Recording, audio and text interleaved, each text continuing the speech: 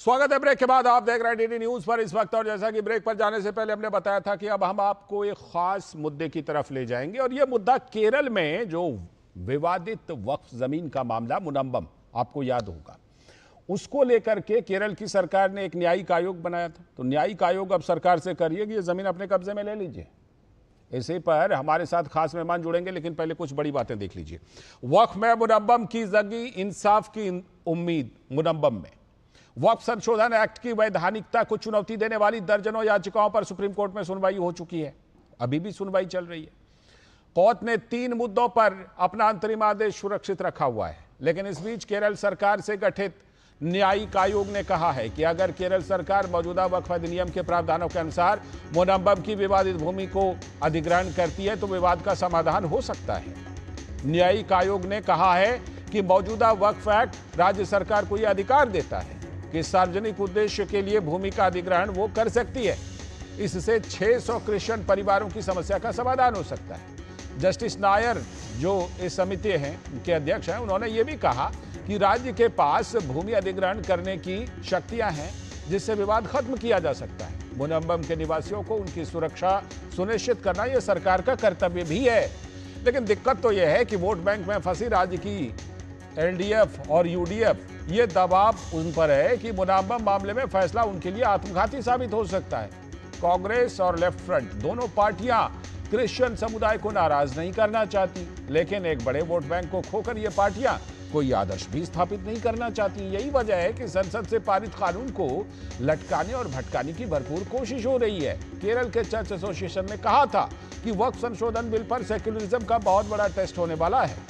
केरल के चर्च ने राज्य के सभी सांसदों से अपील भी की थी कि इस बिल का समर्थन कीजिए संसद के अंदर, जिससे लोगों को न्याय मिल सके। लेकिन मुस्लिम लीग के दबाव में एलडीएफ और यूडीएफ दोनों ने इस बिल का विरोध किया था संसद के अंदर। यहां तक कि सुप्रीम कोर्ट में भी इसके विरोध में खड़ी नजर आ रही है। उधर बिहार में ठीक चुनाव से पहले all India Muslim personal law board ने वक्फ एक्ट को लेकर बीजेपी के खिलाफ मोर्चा खोल दिया है। कांग्रेस और आरजेडी के लिए मिशन पर निकला पर्सनल लॉ बोर्ड के नेता कुछ जमातों के लिए वोट बैंक का ध्रुवीकरण करने में लगे हुए हैं। लेकिन ध्यान देने की बात यह भी है कि गरीब तबका तो न्याय चाहता है। अब तक किसी वक्फ बोर्ड से किसी गरीब को इंसाफ मिला है क्या?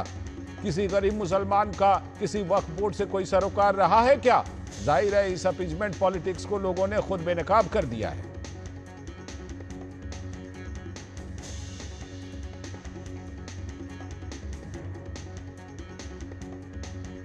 तो भाजपा नेता मोहसिन रजा बता रहे हैं कि इस्लाम में वक्फ नाम की जैसी कोई चीज होती ही नहीं है।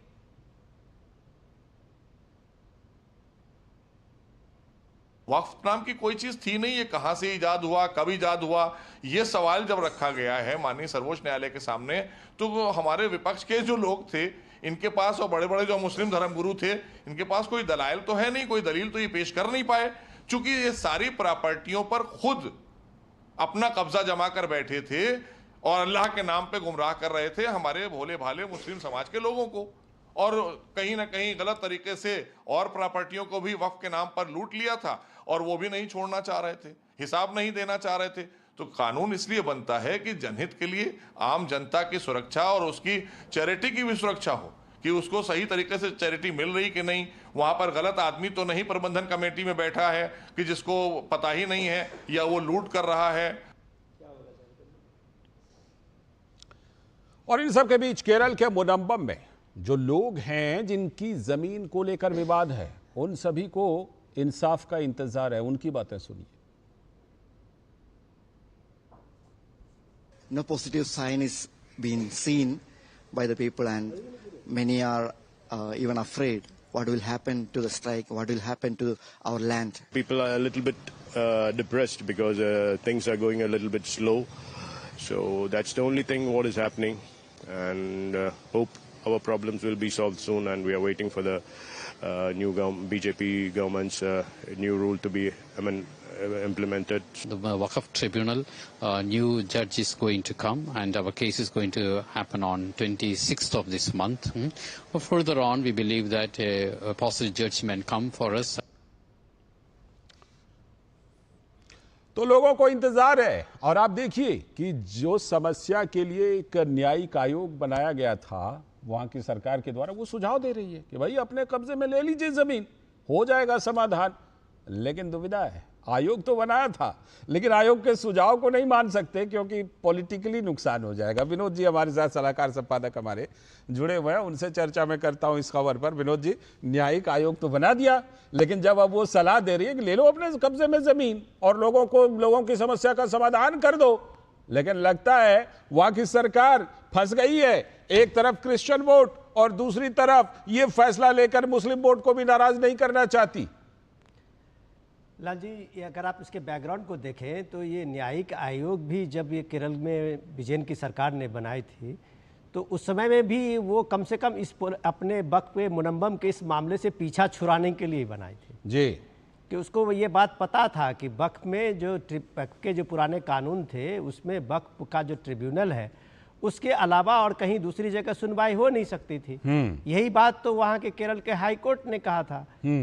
आज की हालत देखिए कि ये जुडिशियल कमीशन जो है जिसको 2 महीने का दिया गया था डेडलाइन, उसने ये बताया कि आपके नए वक्फ अधिनियम जो बने हैं उस एक्ट में ये प्रावधान है जी सॉरी। तो ये जो जमीनें हैं, लैंड का जितना डिस्प्यूट है या जो लैंड का मामला है वो स्टेट का है।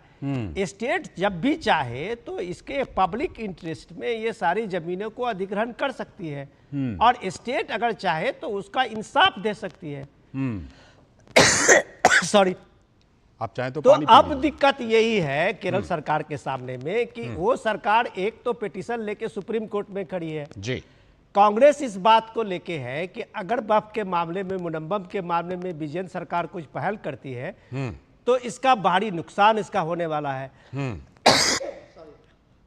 तो इतने दिक्कत के बाद ये मुनम्बम का मामला जो है ये सिर्फ वोट बैंक के तराजू पे तौला जा रहा है कि इसमें कितना नफा और कितना नुकसान है। बिल्कुल, आप जब तक फिलहाल पानी ग्रहण करें मैं तब तक जरा इसका बैकग्राउंड बता दूं कि ये पूरा मामला था क्या। दरअसल केरल के मुनम्बम में